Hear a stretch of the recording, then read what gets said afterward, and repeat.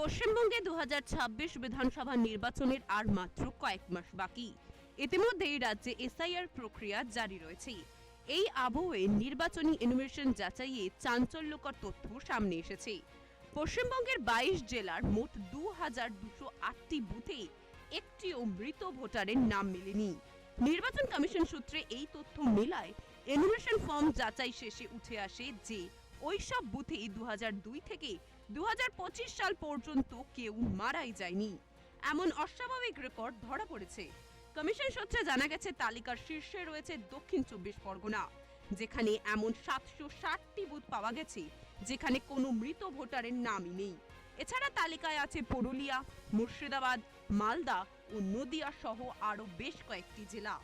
এখানেই শেষ নয়, ফর্ম নেননি, ফেরত এসেছে এমনও কেউ নেই এই বুথগুলিতে। আবার কেউ ঠিকানাও বদল করেনি, এমন বিষয়ও সামনে এসেছে। আর গোটা দক্ষিণ 24 পরগনার এমন 760 বুথ খুঁজে পাওয়া গেছে যেখানে এই ধরনের কোনো ঘটনাই ঘটেনি। এই ঘটনাটি কমিশনের নজরে আসা মাত্রই জেলা প্রশাসনের কাছে ব্যাখ্যা চাওয়া হয়েছে। কমিশন জানতে চায় কিভাবে ওই প্রায় 2000 বুথে একটিও মৃত ভোটার নেই এবং যাচাই প্রক্রিয়া সম্পন্ন হচ্ছে কিভাবে। বিজেপি নেতা সজল ঘোষ দাবি করেছেন দ্রুত ছাঁটনি করে পুনরায় যাচাই করতে হবে। অপরপক্ষে তৃণমূল মুখপাত্র তন্ময় ঘোষ বলেছেন পুরো এসআইআর প্রক্রিয়াটিকেই অস্বাভাবিক বলে তারা মন্তব্য করছেন এবং 2 মাসের মধ্যে এই প্রক্রিয়া কেন দ্রুত চালানো হলো সেটাও প্রশ্নবিদ্ধ। এই বিষয়ে রাজ্য বিজেপি সভাপতি শ্রমিক ভট্টাচার্য মুখ্যমন্ত্রী মমতা বন্দ্যোপাধ্যায়কে তীব্র কটাক্ষ করে প্রতিবাদ করেছেন। শুনুন তার বক্তব্য।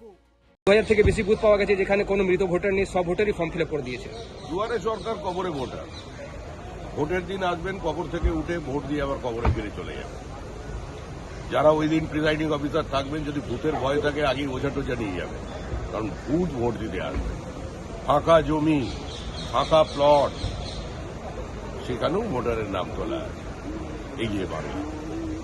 পশ্চিমবঙ্গের এই এসআইআর প্রক্রিয়া দেখবার জন্য সারা ভারতবর্ষের বিরোধী দলের নেতাদের এবং দেশের বিভিন্ন মানুষ পর্যটনেও আসতে পারেন এখন বাংলায় কি চলছে।